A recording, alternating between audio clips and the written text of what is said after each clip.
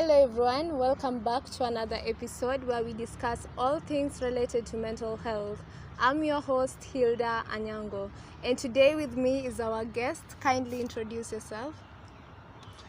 Thank you so much, Hilda, for this warm invitation to this particular show. My name is Makoha Pius, and I'm a practicing psychologist registered with the Counselors and Psychologists Board of Kenya and the Ministry of Health. And it's a pleasure being here. Thank you so much for joining us today. Today we'll be discussing mental health, particularly among university students. We find that most students are struggling with different variety of mental health issues, from depression, anxiety. So what are some of the common mental health issues that students struggle with? All right, thank you so much. I think also maybe to begin with, it's good to understand that mental health issues are different from mental health conditions. And just to mention a number of mental health issues that most students go through. One is the issue of finances. There is a lot of students who are struggling, making their coming up with something for their day-to-day, life as students. Two is the issue of relationships. You find that most students are depressed because a lot of heartbreaks and many other dynamics within the relationship.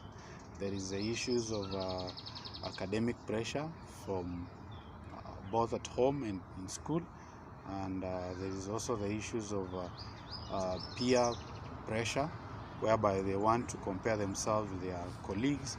They want to be like others, not understanding that we are coming from different backgrounds, different families. And also there is the issues of addiction. And addiction, in a broader sense, there is mostly about drugs and substance, but there is also the issues of social media addiction. That is a big issue, especially among students. Thank you very much for that. And you've mentioned about students having the mental health issues such as financial constraints, relationship issues. So what are the effects of these mental health issues?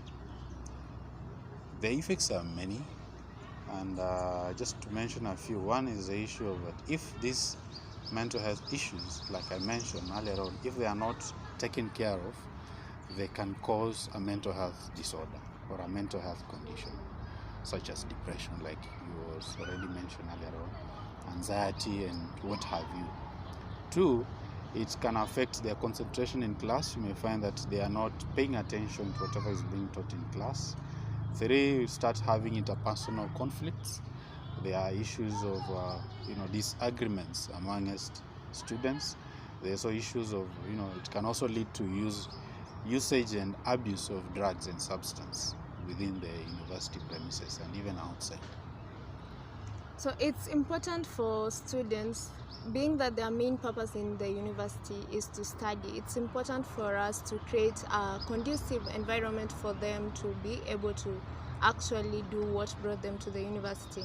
And for that reason, it's important for us to take into consideration their well-being, their mental wellness. And with that being said, what are some of the resources that are available for students or even anyone in general who might be struggling with their mental health? Thank you. There is a number of resources available to support students and, like you said, anyone else that needs mental health care services. First of all, being a student, I believe in every school or in every institution there is that department that deals with the mental health. There is a designated office for a psychologist or a counselor that is able to handle these issues coming from the students. That is one. Two, there are a number of organizations in Kenya here that are also giving psychosocial support to the students that might need. There is also a toll-free line by the Kenya Red Cross, and their toll-free number is 1199. You are at no costs or charges. You get professional counseling session. And thank you very much for that. As we wrap up this session, I know there are students who are watching this show right now and they'd like to know what are some of the things they can do to maintain a good mental health. It's an individual responsibility. All of us, we have that. We are supposed to be in charge of our lives and we are supposed to take care of ourselves. If I do not take care of myself, there is no one else who is going to take care of myself. So part of it is what we call or refer to as self-care. Self-care means that you are able to take care of yourself in a better way so that you can continue being productive and you can continue being meaningful in your given community.